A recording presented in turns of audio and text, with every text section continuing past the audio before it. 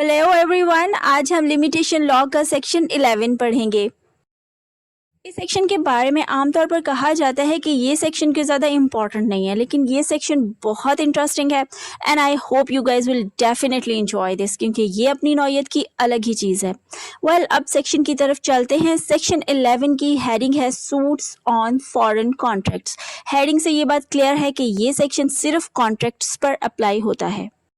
आगे सेक्शन का टेक्स्ट कहता है suits instituted in Pakistan on contracts entered into a foreign country are subject to the rules of limitation contained in this act.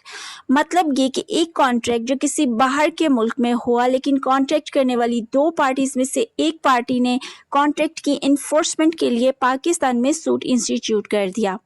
ऐसा suit Pakistan के जिस भी हिस्से में इंस्टीट्यूट होगा, इस पर लॉ ऑफ लिमिटेशन की प्रोविजंस ही अप्लाई होंगी, क्योंकि लिमिटेशन एक्ट के सेक्शन 1 के सेक्शन 2 के मुताबिक लिमिटेशन एक्ट का इतलाक पूरे पाकिस्तान पर होता है।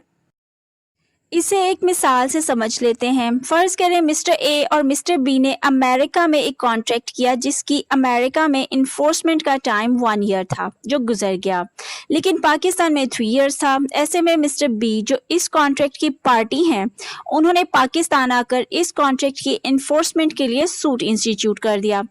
अब अगरचे अमेरिका में इस कॉन्ट्रैक्ट की इन्फोर्समेंट के लिए सूट बार बाय टाइम है, लेकिन पाकिस्तान में वो लिमिटेशन एक्ट के सेक्शन 11 के सब सेक्शन 1 के तहत विद इन लिमिटेशन पीरियड होगा। अब सेक्शन 11 का सब सेक्शन 2 देख लेते हैं, जो जनरल रूल के साथ दो किस्म के एक्सेप्शंस भी बता रहा है।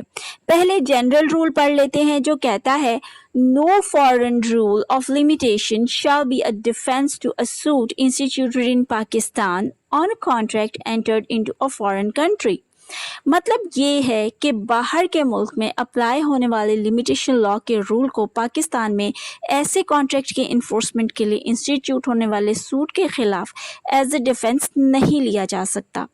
सादा लफ्जों में कहूँ तो बाहर मुल्क में होने वाला कॉन्ट्रैक्ट जो वहाँ के लॉ के मुताबिक टाइम बार्ड हो, लेकिन लिमिटेशन लॉ के तहत अंदर में याद हो, तो वो पाकिस्तान में टाइम बार्ड नहीं होगा। अब जनरल रूल के एक्सेप्शंस की तरफ पढ़ते हैं और देखते हैं कि वो क्या कह रही हैं। सेक्शन 11 सब सेक्शन 2 की पहली एक्सेप्शन कहती है the rule has extinguished the contract. मतलब ये कि अगर कॉन्ट्रैक्ट खुद ही ख़त्म हो जाए तो आप ये डिफेंस ले सकते हैं। इसे एक मिसाल के ज़रिए समझते हैं। फर्ज करें मिस्टर ए और मिस्टर बी ने अमेरिका में एक कॉन्ट्रैक्ट किया, लेकिन कॉन्ट्रैक्ट का सब्जेक्ट मैटर ही बाकी ना रहा, तो अब ऐसे कॉन्ट्रैक्ट को इन्फोर्स कराना ही नामुमकिन होगा।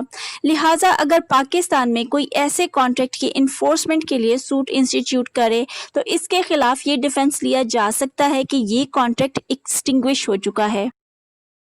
दूसरी एक्सेप्शन कहती है कि the parties were domiciled in such country during the period prescribed bye such rule.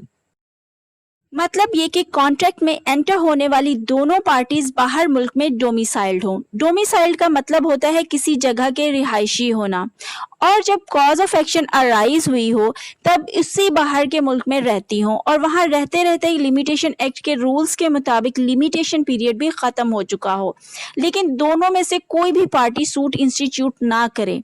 मगर इस सारे मामले के हो चुकने के बाद दोनों में से एक पार्टी पाकिस्तान आकर सूट इंस्टीट्यूट कर दे, तो इसका सूट बार बार टाइम माना जाएगा और इस बात का मुखालिफ पार्टी डिफेंस ले सकती है। उम्मीद करती हूँ आपको लिमिटेशन लॉ के सेक्शन 11 की समझ आ गई होगी। अगर किसी पॉइंट की समझ ना आई हो तो आप कमेंट्स में पूछ सकते हैं।